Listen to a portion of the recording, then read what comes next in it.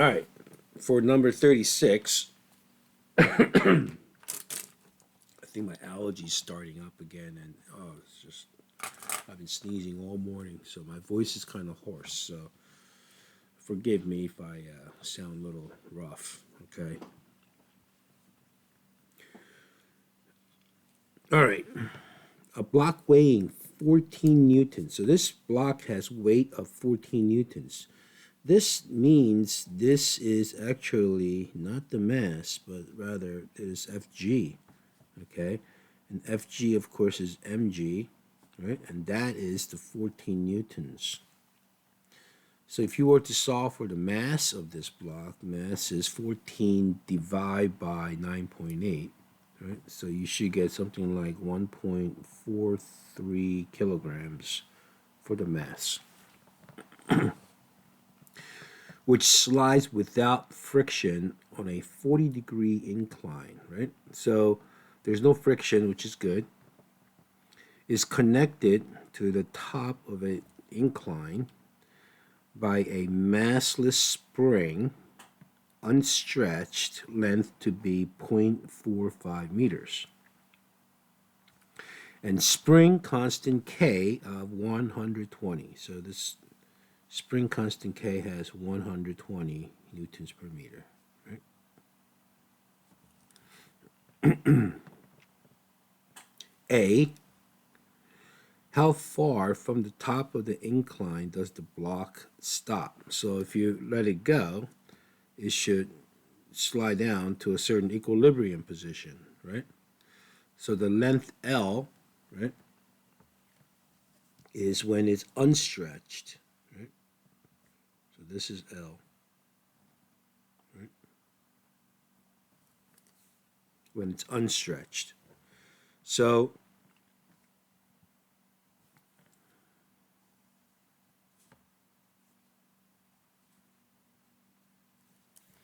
okay. So if you release this thing, because it has weight, it's going to slide down slightly until the force parallel, right? Force parallel, if you're looking at it, is equal to your F spring going up. Okay, so if I were to draw a free body diagram, right? So let's see if we could do that really quickly.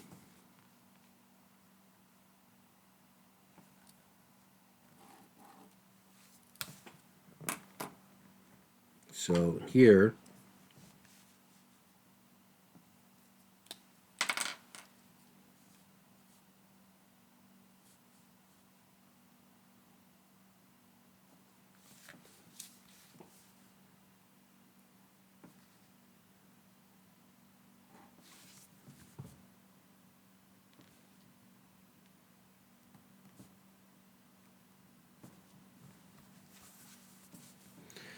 so we know there's going to be two forces acting along the incline, right?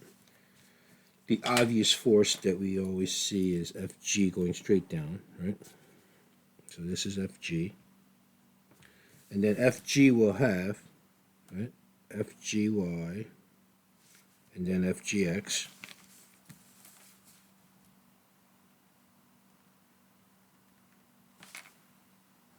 So this would be Fgx, and this would be Fgy, and this would be the normal force,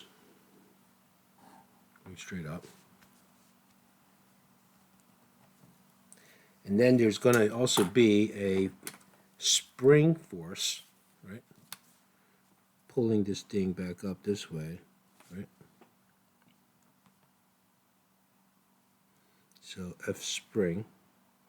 And of course, F spring is equal to, right, Kx. We're just going to use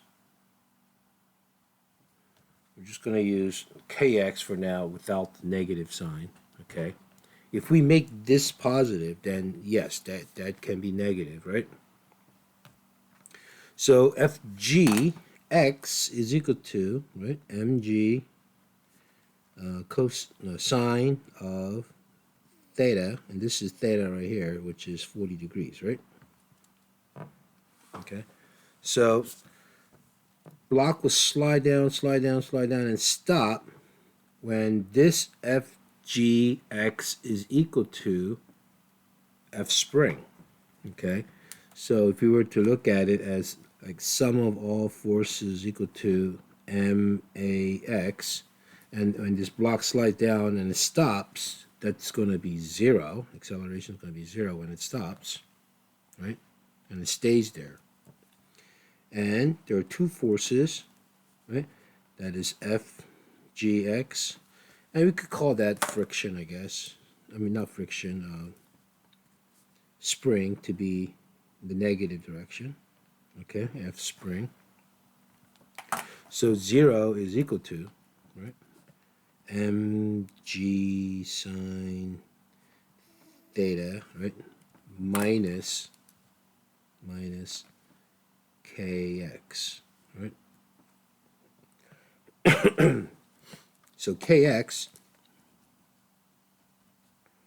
is equal to, right, mg sine theta. Right? So let's find out how much this thing stretches. So x is equal to mg sine theta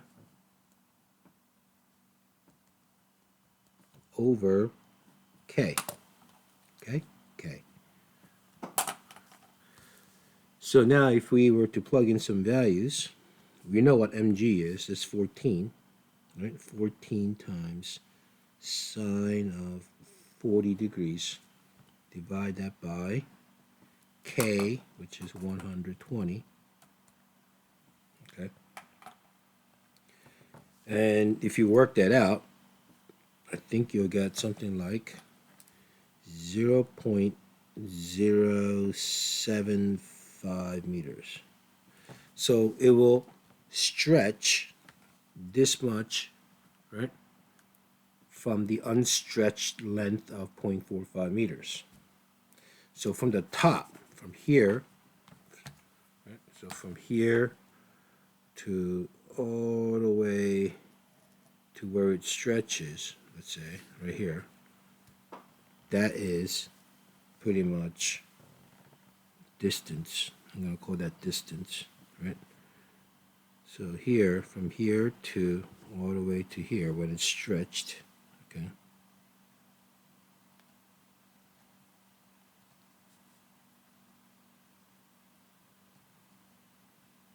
Right?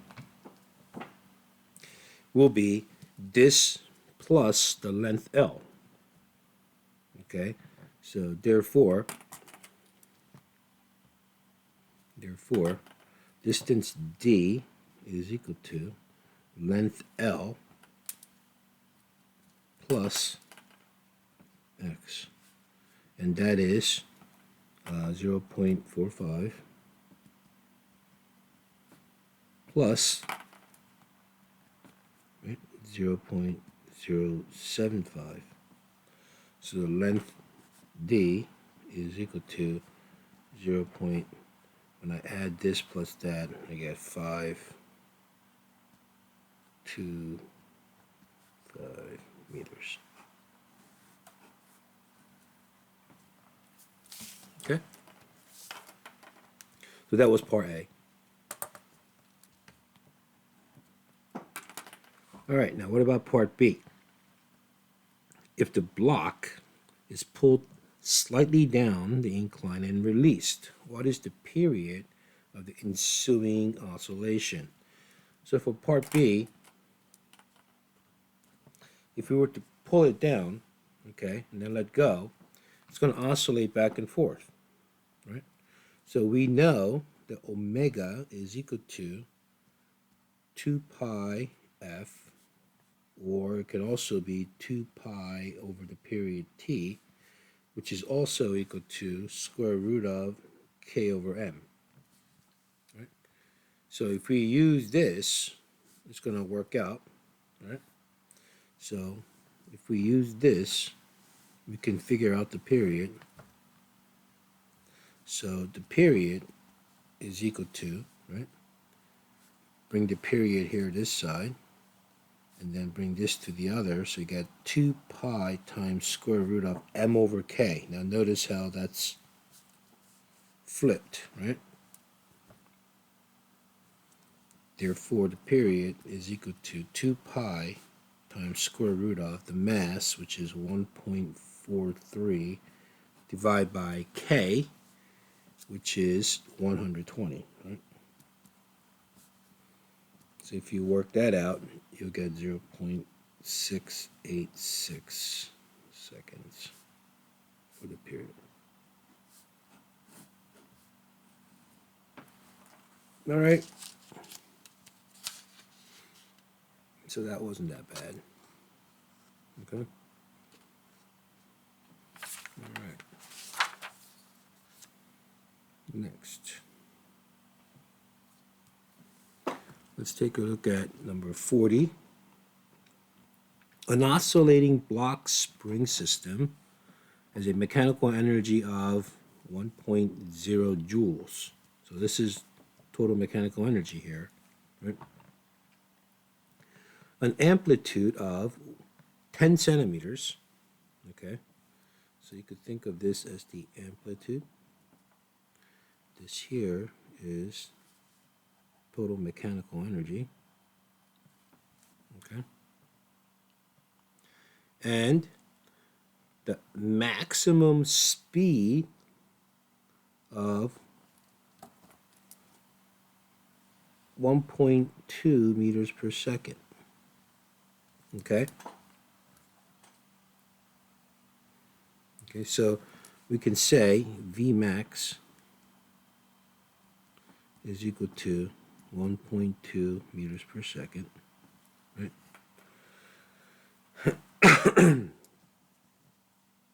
So you could always say the total mechanical energy, right? Total mechanical energy is equal to 1/2 Ka squared, okay? And total mechanical energy is also equal to, right? Now this is true, and so is this, right? It has kinetic energy plus, right, plus the potential energy of the spring, right?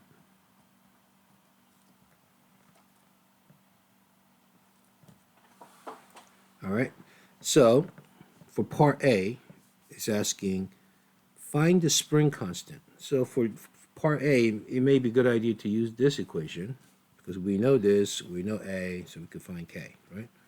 So for part A, mechanical energy is equal to 1/2 times Ka squared.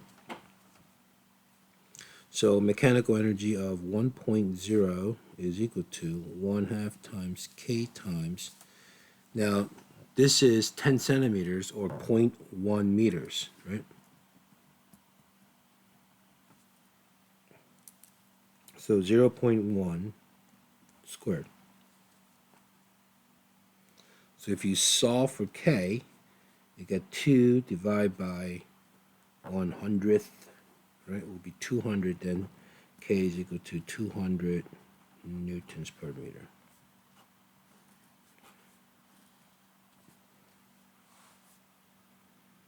Okay? Now for part B, solve for the mass, right? Well, we know, right,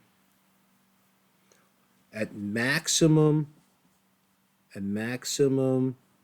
kinetic energy, it will have maximum speed. When that happens, potential energy of spring is 0. Okay? So you can think of, right, the total kinetic energy, right, is only thing that remains at, right, when V is at max.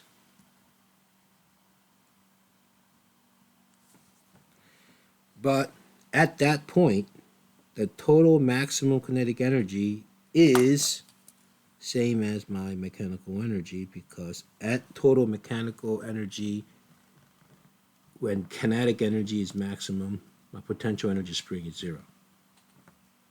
Okay, so now you can utilize that here to figure out the mass. Okay, so for part B, you can say then 1 joule is equal to 1/2 times m times 1.2 squared. Okay, so if you solve for mass, that'd be 2 divided by 1.44, right? So I think you get 1 point mass comes out to 1.39 kilograms.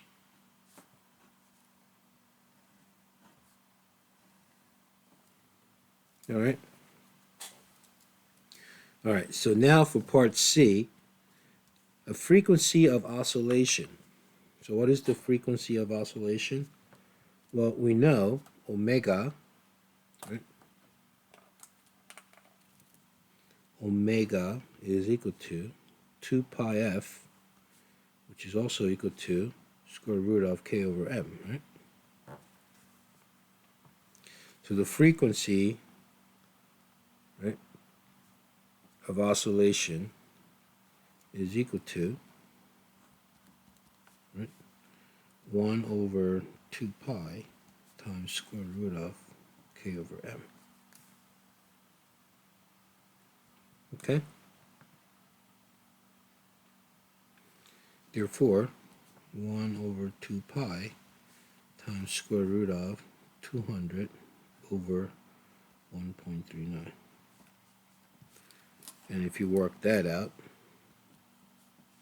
I think you get something like, yeah, I guess this is not correct, huh? Let me see if this, so I think I see, right, square root of 200 divided by 1.39.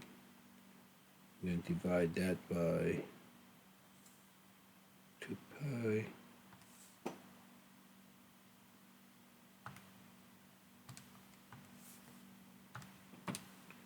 Yeah, okay, that's correct. All right, so 1.91 hertz.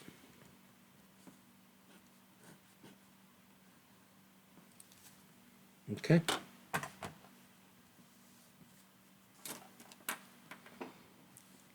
Any questions so far?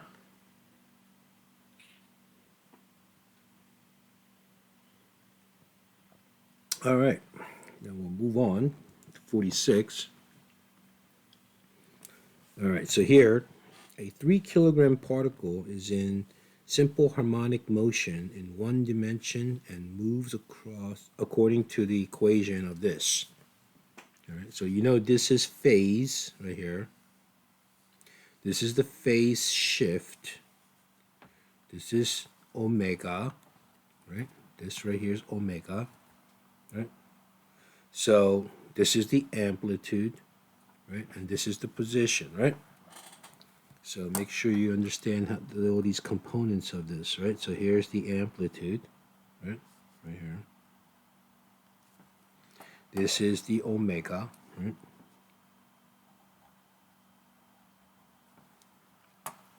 This whole thing here is phase, right?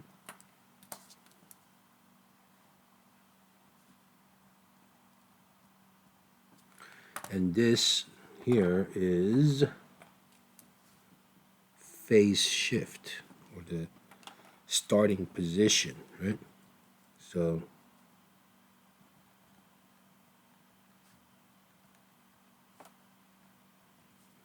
or simply think of it as angle, right, at t is equal to 0, okay?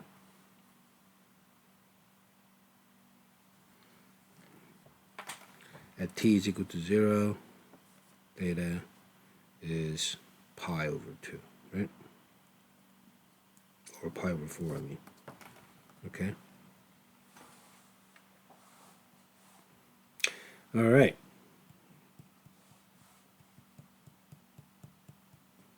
So let's take a look at sketch a graph of a function. So you have to sketch this, okay?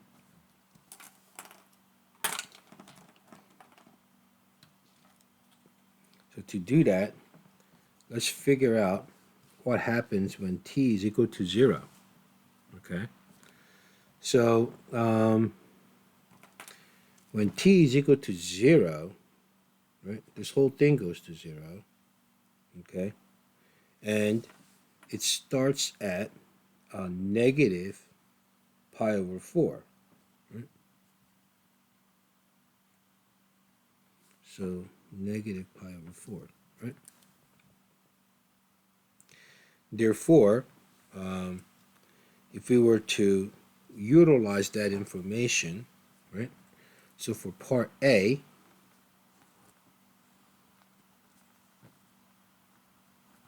right, we have then x naught.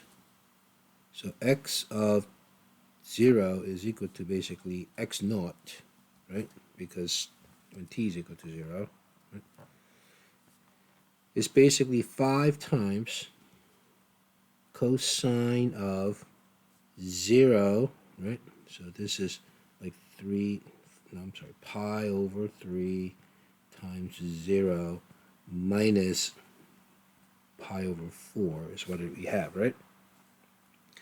So what is cosine of negative pi over 4? So my x naught is equal to, right, 5 times cosine of negative pi over 4. All right. So if you do that, so I guess you have to put your mode in a radian mode, right? So make sure you do that when you, so put it into radian mode, okay? And then do 5 times cosine of negative pi over 4, right? And I get 3.5355, whatever, right? So I get 3.54, right? So my x naught is equal to 3.54 meters as my initial starting, okay?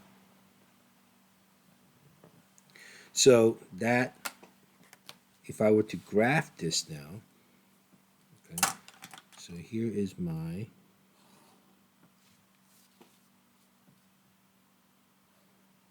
like so, okay? So when t is equal to 0, okay, here is my 0, let's say this is negative pi over 4 is right here, seconds, right? So negative pi over 4 is my t is equal to 0, okay? So when my t is equal to 0, my amplitude, so this is my x, my amplitude is 5, so that's the maximum that I'm going to get. All right, so if this is,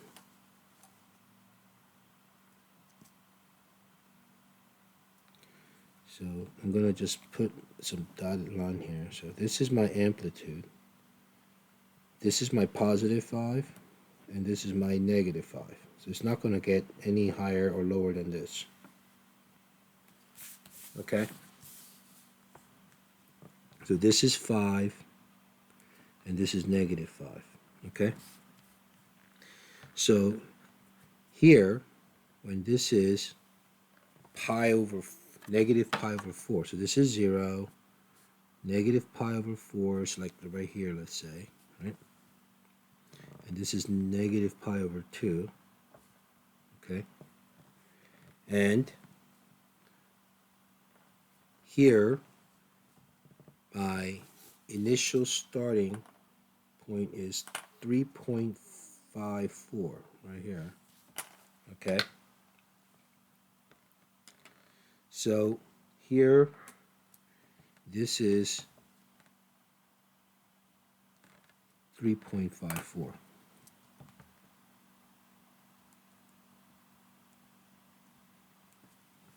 When t is equal to 0. Okay, so this is the starting point. This is when t is equal to 0, or negative pi over 4. So it will do something like this. Okay.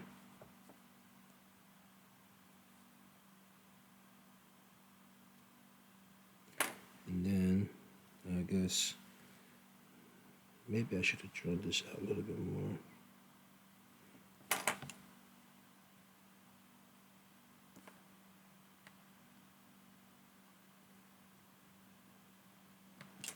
All right. So if this were to be 2 pi, so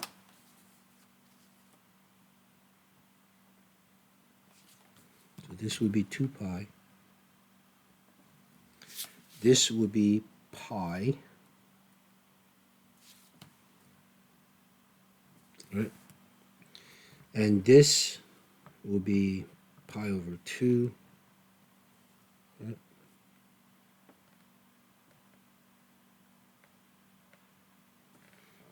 Of course, this would be 0. This is negative pi over 4 right here. And this would be negative pi over 2, and so on. But this will be the starting point of this whole thing. When t is equal to 0, it starts from here. So your graph starts from here and actually goes up, down like so. And the period would be somewhere around here, right from here to all here, like that. Okay? So this pi over 4, the negative side, is just 1/8 of the whole period, right? So if you want to find out, okay, you could just divide this by 2 pi and you'll get 1/8 out of the deal, okay? So these locations right here will be the equilibrium positions, right? So here will be the equilibrium position, right? And so is this, when my displacement or the position will be 0, right? So this will be the equilibrium.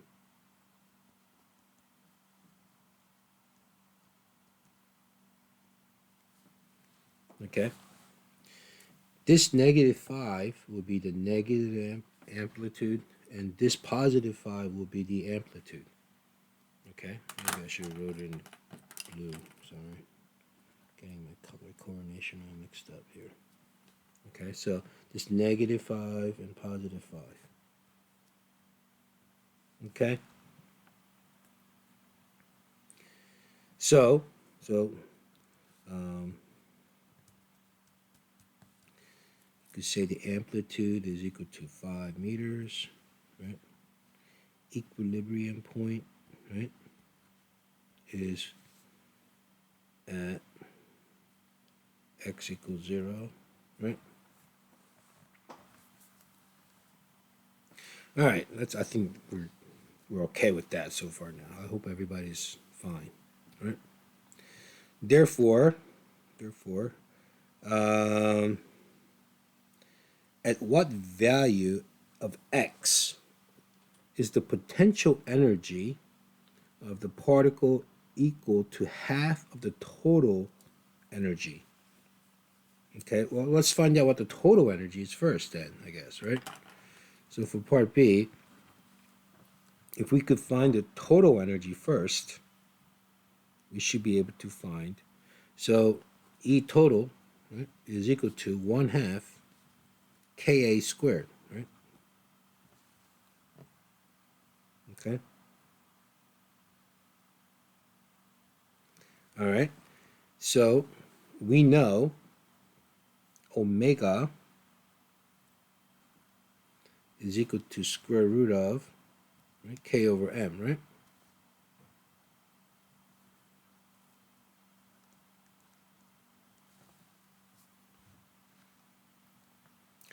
So what is our omega?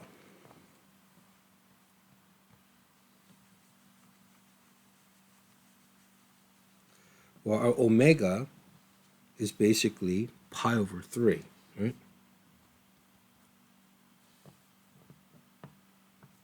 So pi over 3 is equal to square root of k over m. Okay?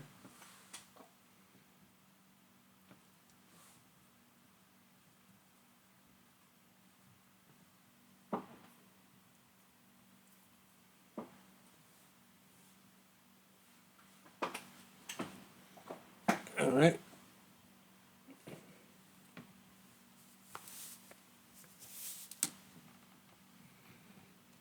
So I guess we could actually find k now. So what is k value? So we square both sides. So you get pi squared over 9, right, is equal to k over m, which is 3, right? So pi squared over 3 is equal to k. So you can find the total energy, right? So now we can say energy total is equal to 1/2 times, right, pi squared over 3 times a, which is 5. Okay? So what is the total energy?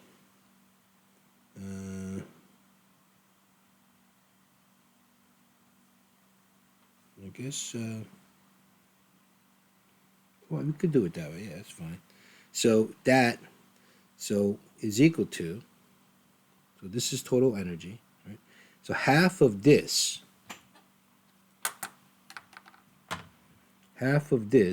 has to be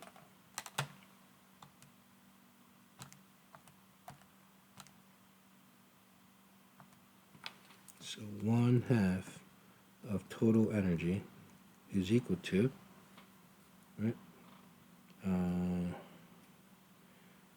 times pi squared, okay, divided by 3 times 5, and I get 5.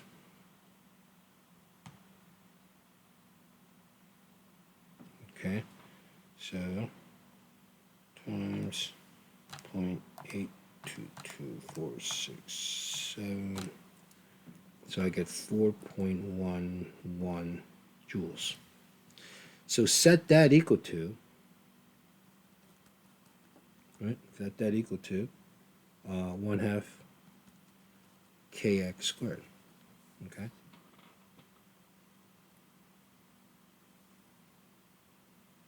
Then solve for x. So what position is that?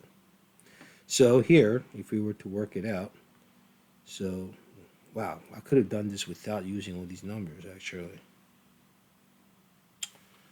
I could have just set this equal to half of this, right? So 1/2 kx squared is equal to 1/2 times 1/2 ka squared. Oh, this would have been so much easier. Boom, boom. I didn't have to solve for k then. Oh, sorry. So x is equal to square root of 1/2 a squared. Oh, that would have been so much easier. So x is equal to really a times square root of 1/2. Sorry, guys. Maybe I should have done it that way. Okay. Sorry. So I get x to be, oh, wow, that's so much easier. 3.54 again. So this is exactly the point when it's half of the total kinetic energy or total mechanical energy.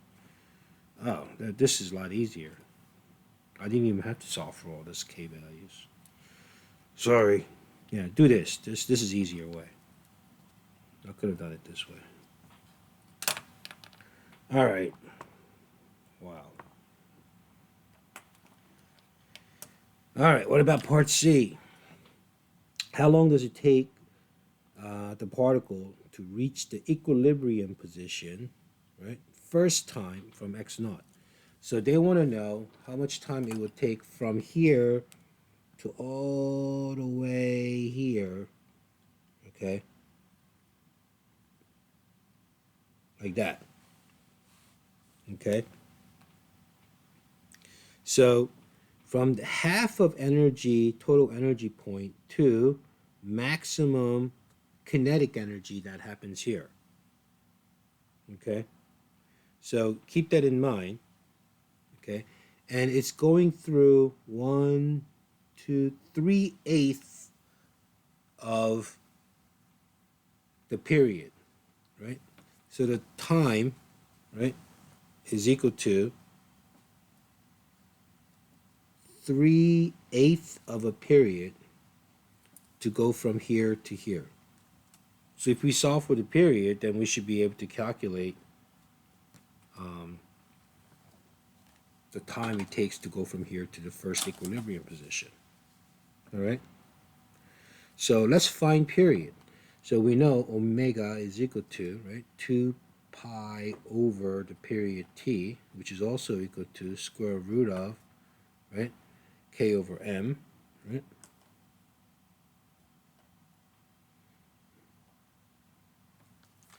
So the period is equal to, right, 2 pi times square root of m over k. Well, I guess we do have to find the k then, right? So I guess it worked out for us anyway. So what is the period? This is 2 pi times square root of m. What's my mass? My mass is 3. Right?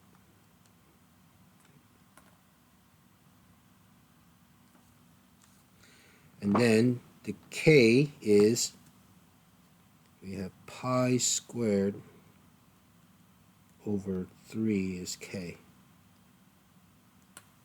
All right?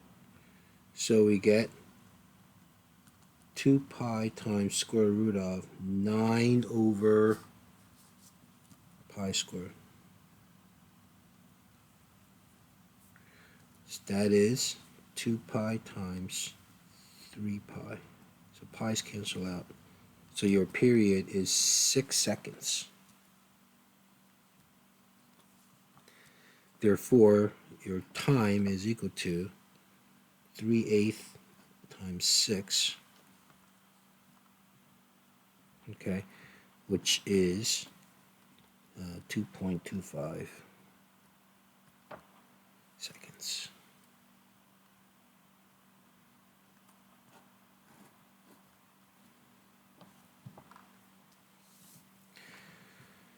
All right, so this here is 1/8 of a period, 2/8, 3/8, right? So 1/8, 2/8, 3/8 of a period is what it is. So pi over 4 is equal to 1/8 of a period.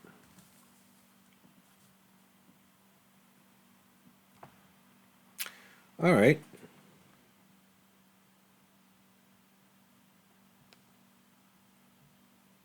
Any questions?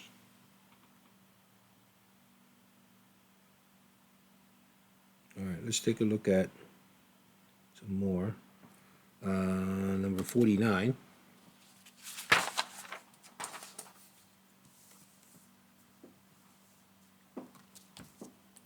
We have a 4-kilogram block that's suspended from a spring with a spring constant K of 500 newtons per meter, right? So this is spring constant K, okay. A 50-gram bullet is fired into the block, right, from directly below with speed of 150 meters per second. Oh boy. So we're going to have a bullet coming in, right?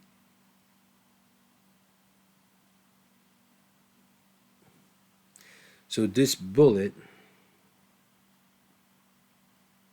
is 50 grams or 0.050 kilograms. It is fired into the block and it gets penetrated into it. So there's definitely a collision involved, right? This collision is going to set off an oscillation, right? So there's going to be two parts. Collision part, then conservation of energy part, right? And then oscillation part, okay? So I guess you have to think about how much speed it's going to gain by the block and the bullet once the collision happens. So let's call that phase 1 for collision, okay? And then after the collision, we have phase 2, which is energy, right? Total energy initial is equal to total energy final, okay? So for any kind of collision, we all know that momentum has to be conserved, right? So for part A, we know the total momentum initial must equal to total momentum final, right? Initially, I only have the mass of the bullet traveling with the initial velocity of the bullet. And then afterwards, I'm going to have mass of the bullet plus the mass of the block. I'm going to make this one capital M to make the distinction, right? Times V final of the system, right? This V final of phase 1 is the initial V of the phase 2, okay? So maybe we could write that down. V final of phase 1 is equal to, right, like V initial of phase 2, okay? If you want to, you could put one down here. Yeah? Class ended 2 minutes ago. Huh? Really? Class ended 2 minutes ago. Oh my God, I'm so sorry. I'm like going until like 9:11. Sorry, thank you for reminding me. I'll stop right here. Okay.